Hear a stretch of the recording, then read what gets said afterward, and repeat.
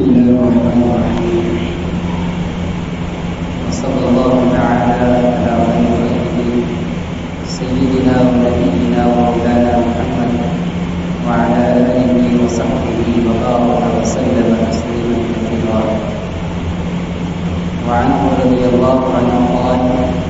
قال رسول الله صلى الله عليه وسلم لا تقوم الساعة حتى تقاتل قوم نعالهم الشعب وحتى تقاتل الترك صغار الأعين حمر الوجوه والمنحوت كأن وجوههم المجاد المطرقة متفق عليه. وعنه رضي الله عنه قال قال رسول الله صلى الله عليه وسلم لا تقوم الساعة حتى تقاتل نفوسا وكرمانا من الأعالي حمر الوجوه قدس الوجوه صغار الأعين وجوههم المجاد المطرقة نعالهم الشعر. رواه البخاري. وفي رواية له عن عمرو بن ثقيل عراق الوجوه.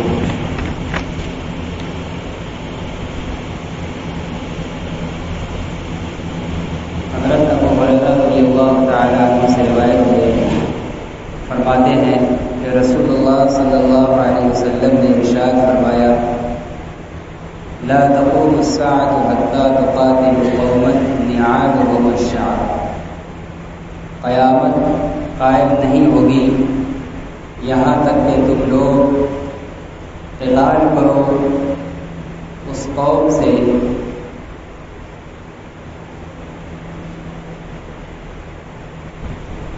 جس کے جوتے چپل بال ہوں. قیامت قائم نہیں ہوگی اس وقت تک جب تک کہ تم قتال نہ کرو اس قوم سے جس کے جوتے چپل بالدار ہوں. وحتیٰ تقاتل الترک، اور جب تک کہ تم قتال نہ کرو ترک سے جو چھوٹی آنکھوں والے، سرخ چہروں والے، چپٹی ناکوں والے ہوں گے. اس طرح گویا کہ ان کے چہرے تہبتہ چمڑوں کے ڈھال جیسے ہیں. متفق علیہ. یہ آپ صلی اللہ علیہ وسلم نے اس حدیث کے اندر قیامت کے قائم ہونے سے پہلے اس دنیا میں رونما ہونے والی جنگوں اور لڑائیوں کی پیشن گوئی بیان فرمائی. فرما رہے ہیں کہ قیامت کے قائم ہونے سے پہلے تم اے مسلمانوں ایک ایسی قوم سے لڑو گے، قتال کرو گے جن کا بدن اور جسم بہت ہی بالدار ہوگا، یعنی سر سے کے بال سے لے کر پیر تک پورا بدن ان کا بالکل بالدار روئےدار ہوگا. یا مطلب یہ کہ ان کے بال بہت لمبے ہوں گے، اتنے لمبے ہوں گے کہ وہ جوتوں کی جگہ تک پہنچ جائیں گے. ایک ایسی قوم سے قیامت قائم ہونے سے پہلے امت مسلمہ جنگ کرے گی، قتال کرے گی. اور قیامت کے قائم ہونے سے پہلے تم لوگ ترکوں سے قتال کرو گے. ترک یہ حضرت نوح علیہ السلام کے بیٹے یافس کی نسل سے یہ لوگ ہیں جو ترکستان کے اندر آباد ہوئے اور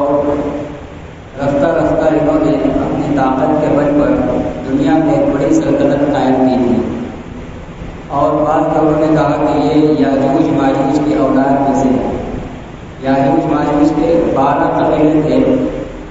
حضرت ذوالقرنین نے جب اس قوم کی فریاد پر جن پر یاجوج ماجوج کے لوگ ظلم ڈھاتے تھے آ کر فریاد کی تھی، تو انہوں نے اس قوم اور یاجوج ماجوج کے درمیان دیوار کھڑی کی تھی جس کا قرآن میں تذکرہ ہے. تو 11 قبائل کے آگے دیوار کھڑی ہوئی اور ایک قبائل اس وقت کے بھاگ گئے تھے، ان کے آگے دیوار نہیں قائم کی گئی، وہ چھوڑ دیے گئے تھے. اسی لیے ان کو ترک کہا گیا ہے. عربی کے اندر یہ ترک کے لفظ سے بنا ہوا ہے جس کے معنی چھوڑنے کے ہوتے ہیں.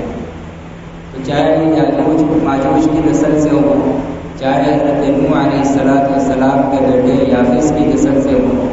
یہ محدثین فرماتے ہیں کہ یہ وہی لوگ ہیں جو بعد میں تاتاری یا منگول کہلائے، اور 7ویں اور 8ویں صدی ہجری کے بیچ میں، یعنی 7ویں صدی ہجری کے 50 سال گزرنے کے بعد ایک بڑی سلطنت انہوں نے قائم کی، اور مسلمانوں سے ان کی خوب جنگیں ہوئی، اور خوب انہوں نے مسلمانوں کا خون بہایا، جس کا سربراہ اعلیٰ اور پہلا حکمراں چنگیز خان کے نام سے مشہور ہے۔ یہ وہی ترک اور تاتاری اور منگول لوگ ہیں جن کی یہ آگے صفات بیان کی گئی ہے۔ کہا گیا کہ قیامت کے قائم ہونے سے پہلے مسلمانوں کی ایک بڑی جنگ ہو، ایسا آندھی اور طوفان بن کر آئے تھے کہ ایسا محسوس ہو رہا تھا کہ پوری دنیا سے مسلمانوں کا خاتمہ ہو جائے گا، لیکن انہی کے اولادوں میں سے ایک بادشاہ برقی خان وجود میں آیا، جس کو اللہ نے خود ایمان کی دولت سے مالا مال کر دیا، اور وہ اور دیگر پھر کچھ مسلموں کے ساتھ مل کر، جس میں بعد کے زمانے میں ارطغرل غازی کا نام آتا ہے، ان لوگوں نے ان کے ساتھ گٹجوڑ کر کے، اتحاد کر کے، پھر تاتاریوں کو شکست دے کر پھر دنیا کے اندر زبردست خلافت عثمانیہ کا قیام کیا۔ لیکن یہ جو فساد ہوا تھا، یہ جنگیں شروع ہوئی تھی تاتاریوں سے قتال، یہ 7ویں صدی ہجری کے آدھا گزرنے کے بعد، یعنی 7ویں اور 8ویں کے بیچ کے اندر اس لڑائی اور قتال کا وجود ہو چکا، اور یہ بھی ہو سکتا ہے کہ آئندہ بھی کسی زمانے میں یہ تاتاری قوم اور اس کی نسل کے لوگ پھر اسی طرح ابھر کر آئیں اور مسلمانوں سے ان کی پھر لڑائی ہو۔ بہرحال بعد میں تو ایک مرتبہ ہو چکی ہے، اور یہ آپ صلی اللہ علیہ وسلم نے پیشن گوئی بیان فرمائی تھی کہ قیامت کے قائم ہونے سے پہلے ایسا ہوگا۔ ان ترکوں کے اوصاف آپ نے بیان فرمائے، صغار العین، وہ چھوٹی چھوٹی آنکھوں والے ہوں گے، چنانچہ تاتاری اور منگولوں کا حلیہ ایسا ہی تھا، آنکھیں چھوٹی تھیں، حمر الوجوہ، اور چہرے اتنے گوشت بھرے اور موٹے تھے کہ جیسے بالکل سیب کی طرح لال محسوس ہوتے تھے، ذوالف العین، اور ناکیں ان کی چھوٹی اور چپٹی ہوئی تھی، اور ان کے چہرے اتنے پرگوشت تھے، اتنے بھرے ہوئے تھے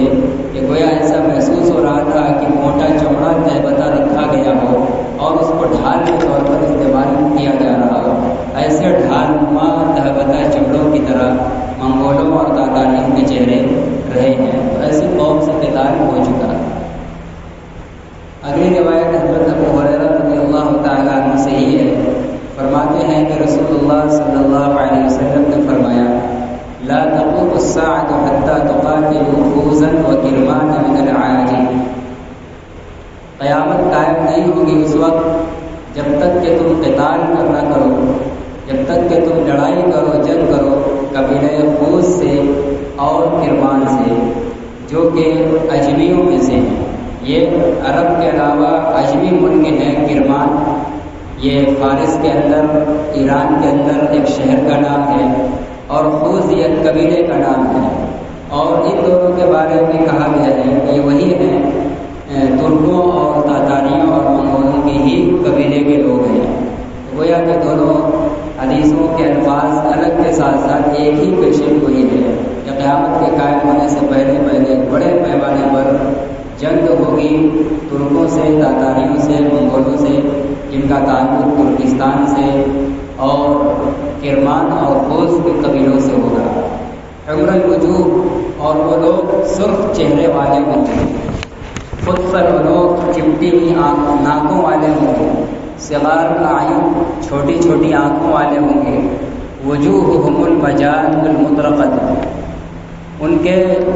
چہرے تہبتا چمڑوں کی بنائی ہوئی ڈھال جیسے ہوں گے۔ ڈھال چمڑوں کی جنگوں میں بنائی جاتی تھی، موٹی چمڑوں کی، تو جیسے ڈھال کے اوپر تہبتا چمڑے رکھے جاتے ہیں، گوشت اور ان کے چہرے کی گولائی اور بھرپور ہونے کی وجہ سے ان کے چہرے پہ ڈھال نما معلوم ہوں گے۔ نعالہم الشعب، اور ان کے جوتے بالدار ہوں گے، یعنی ان کے بدن میں بال اتنا زیادہ ہوگا جو ان کے جوتوں تک اور چپلوں تک پہنچا ہوگا۔ وفی روایت لہو عن عمرو بن تغلب، اور بخاری کی ایک روایت میں حضرت عمرو بن تغلب رضی اللہ عنہ سے روایت ہے کہ غراض الوجوہ، کہ وہ چوڑے چوڑے چہرے والے ہوں گے، یعنی انتہائی بھاری چوڑے اور گول چہرے ہوں گے۔ یہ پورا حلیہ منگولوں اور تاتاریوں کا رہا ہے، جس سے 7ویں صدی کی آدھا گزرنے کے بعد اس زمانے کے اندر 7ویں اور 8ویں کے بیچ کے اندر بڑے پیمانے پر دنیا کے اندر جنگ ہو چکی ہے، اور خوب عام پیمانے پر مسلمانوں کا قتل عام ہو چکا ہے۔ وعنہ قال قال رسول اللہ صلی اللہ علیہ وسلم لا تقوم الساعة حتى يقاتل المسلمون اليهود فيقتلهم المسلمون حتى يختبئ اليهودي من وراء الحجر والشجر فيقول الحجر والشجر يا مسلم يا عبد الله هذا يهودي خلفي فتعالى فاقتله إلا الغرقد فإنه من شجر اليهود، رواه مسلم۔ حضرت ابو ہریرہ رضی اللہ عنہ سے روایت ہے، فرماتے ہیں کہ رسول اللہ صلی اللہ علیہ وسلم نے فرمایا قیامت قائم نہیں ہوگی جب تک کہ مسلمان یہودیوں سے قتال نہ کریں، یعنی قیامت کے قائم ہونے سے پہلے بڑے پیمانے پر عیسائیوں اور یہودیوں اور مسلمانوں میں مٹبھیڑ ہوگی، جنگ ہوگی، اور عمومی طور پر مسلمان یہودیوں سے قتال کریں گے، ان کا خاتمہ کریں گے۔ اور یہ زمانہ دجال کا اور امام مہدی کے ظہور کا ہوگا۔ زمانے کے اندر انہی کی قیادت میں، چونکہ دجال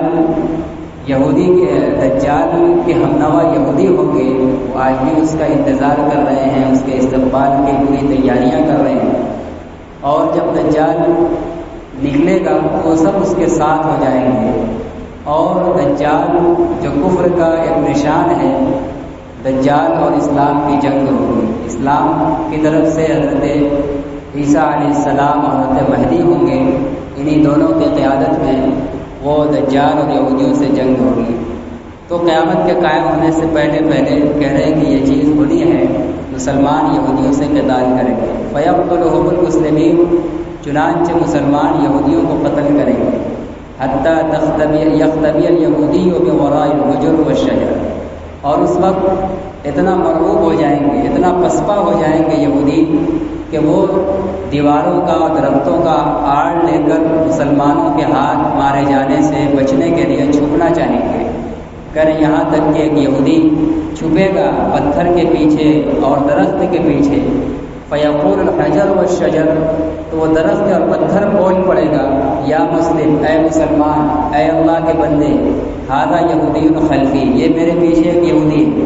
یعنی وہ در و دیوار اور درخت بے جان جو چیزیں ہیں جس میں وہ مسلمان کے ہاتھ سے بچنے کے لیے یہودی چھپے گا، وہ گواہی دیں گے، اعلان کریں گے، بتلائیں گے کہ میرے پیچھے یہودی چھپا ہے۔ فتعالى فاقتله، اے مسلمان آؤ اور اس کو قتل کرو۔ الا الغرقد، سوائے غرقد نامی درخت کے، غرقد یہ کانٹے دار ایک درخت کا نام ہے، وہ درخت ایسا ہے کہ جو یہودی اس درخت کے پیچھے مسلمان سے ڈر کر چھپے گا وہ نہیں بتلائے گا۔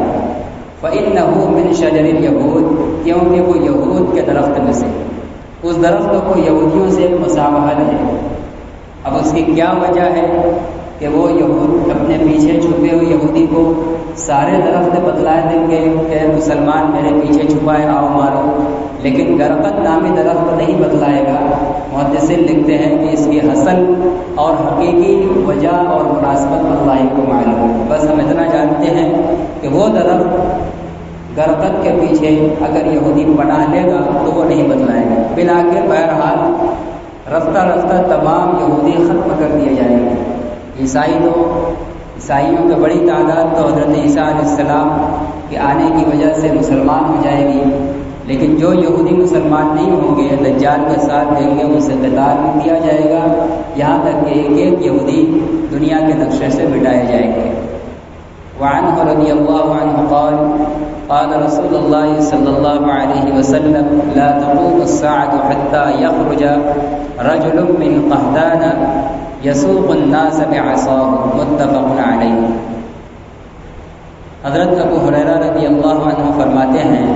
کہ رسول اللہ صلی اللہ علیہ وسلم نے فرمایا قیامت قائم نہیں ہوگی یہاں تک کہ قبیلہ قحطان میں سے ایک آدمی نکلے گا۔ قحطان یہ یمن کے اندر ایک قبیلے کا نام ہے، اور بعض لوگوں نے کہا کہ قحطان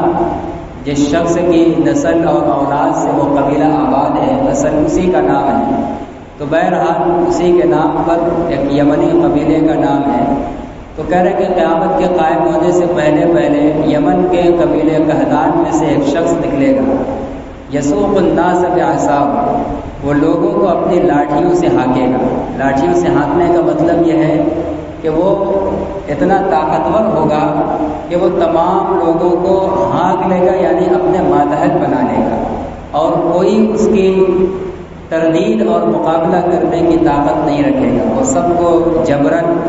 اپنا غلام بنا لے گا، سب کے اوپر جبراً حاکم اور حکمراں بن کر مسلط ہو جائے گا۔ تو قیامت کے قائم ہونے سے پہلے پہلے یہ ایک شخص کا ظہور ہوگا۔ یہ ابھی ہوا ہے یا آئندہ ہوگا اس کی کوئی نشان نہیں، ماضی میں تو نہیں کی گئی ہے کہ کسی زمانے میں ایسا کوئی شخص ظاہر ہوا ہو سکتا ہے کہ آئندہ کسی زمانے میں ایسا ہو کہ کوئی آدمی آندھی اور طوفان بن کر قبیلہ قحطان کا ابھرے اور پوری دنیا پر غالب آ جائے، پوری دنیا کو اپنے قبضے میں کر لے۔ وعنہ رضی اللہ عنہ قال رسول اللہ صلی اللہ علیہ وسلم لا تذهب الأيام والليالي حتى يملك رجل يقال له الجهجاه، وفي رواية حتى يملك رجل من الموالي يقال له الجهجاه، رواه مسلم۔ حضرت ابو ہریرہ رضی اللہ عنہ فرماتے ہیں کہ رسول اللہ صلی اللہ علیہ وسلم نے فرمایا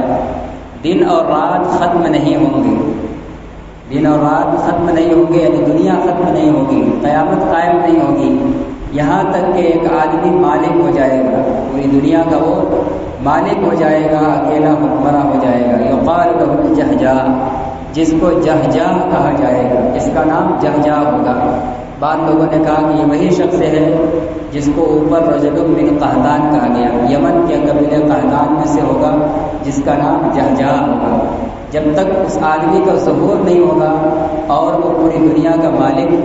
اور حاکم اکیلا نہیں بن جائے گا تب تک قیامت قائم نہیں ہوگی۔ اور بعض روایت میں حتیٰ یملک رجل من الموالی، یہاں تک کہ موالی اور غلاموں میں سے کمزور اور پسماندہ لوگوں میں سے ایک شخص پوری دنیا کا مالک ہو جائے گا، یقال له الجہجاہ، جس کو جہجاہ کہا جائے گا، جس کا نام جہجاہ ہوگا۔ وعن جابر بن سمرة رضی اللہ عنہ قال سمعت رسول اللہ صلی اللہ علیہ وسلم یقول لتفتحن عصابة من المسلمین کنز آل کسر الذی فی الابیض، رواہ مسلم۔ حضرت جابر ابن سمرہ رضی اللہ عنہ سے روایت ہے، فرماتے ہیں کہ میں نے رسول اللہ صلی اللہ علیہ وسلم کو فرماتے ہوئے سنا کہ ضرور بالضرور مسلمانوں کی ایک جماعت آل کسریٰ کے خزانوں کو فتح کرے گی۔ کسریٰ یہ روم کے بادشاہ کو کہا جاتا ہے، روم کے بادشاہ کا لقب کسریٰ ہوتا تھا، جیسے مصر کے بادشاہ کا لقب فرعون ہوتا تھا۔ تو آپ صلی اللہ علیہ وسلم نے فرمایا کہ مسلمانوں کی ایک جماعت، ایک دور آئے گا کہ کسریٰ کے خزانوں کو فتح کر لے گی۔ وہ خزانہ جو مقام ابیض کے اندر ہے، کسریٰ کا ایک محل تھا جس کو ابیض کہا جاتا تھا، جس کو آج کی زبان میں وائٹ ہاؤس کہا جائے، تو ان کا ایک وائٹ ہاؤس تھا، ایک عالیشان محل تھا جس میں ان کے مملکت کے تمام خزانے چھپے ہوئے تھے، دبے ہوئے تھے۔ چنانچہ حضرت عمر رضی اللہ تعالیٰ عنہ کے دور خلافت کے اندر حضرت سعد بن ابی وقاص رضی اللہ عنہ کی قیادت کے اندر کسریٰ سے جنگ ہوئی، اور اسی جماعت نے جو حضرت سعد رضی اللہ عنہ کے ساتھ تھی، کسریٰ کو، اہل کسریٰ کو شکست دی اور ان کے محلات پر قابض ہو گئی، اور ان کا وہ سفید محل بھی ان کے قبضے میں آ گیا جس میں ان کے تمام خزانے تھے، جس میں ان کے ہتھیار اور سامان اور تمام ملکی حفاظتوں کی اسلحے وغیرہ کے علاوہ اس زمانے کے اعتبار سے کروڑوں کروڑ کی دولت مسلمانوں کے ہاتھ میں لگی، جو بیت المال میں اور مجاہدین میں تقسیم کی گئی۔ تو یہ پیشین گوئی بھی حضرت عمر رضی اللہ تعالیٰ عنہ کے زمانے میں پوری ہوئی، اور کسریٰ کا وہ محل جس کے اندر آپ نے فرمایا تھا کہ مال ہے اور مسلمانوں کی ایک جماعت اس کو فتح کر لے گی، بعد میں اس جگہ جب وہ اسلامی ملک بن گیا تو اس جگہ پر ایک مسجد تعمیر کی گئی۔ کہا جاتا ہے کہ وہ مسجد اب بھی باقی ہے، موجود ہے۔ اللہ تعالی ہم سب کو اپنے اس نازک دور کے فتنوں سے ہم سب کو آگاہ رہنے کی اور فتنوں سے بچنے کے لیے نبوی ہدایات پر عمل کی توفیق عطا فرمائے۔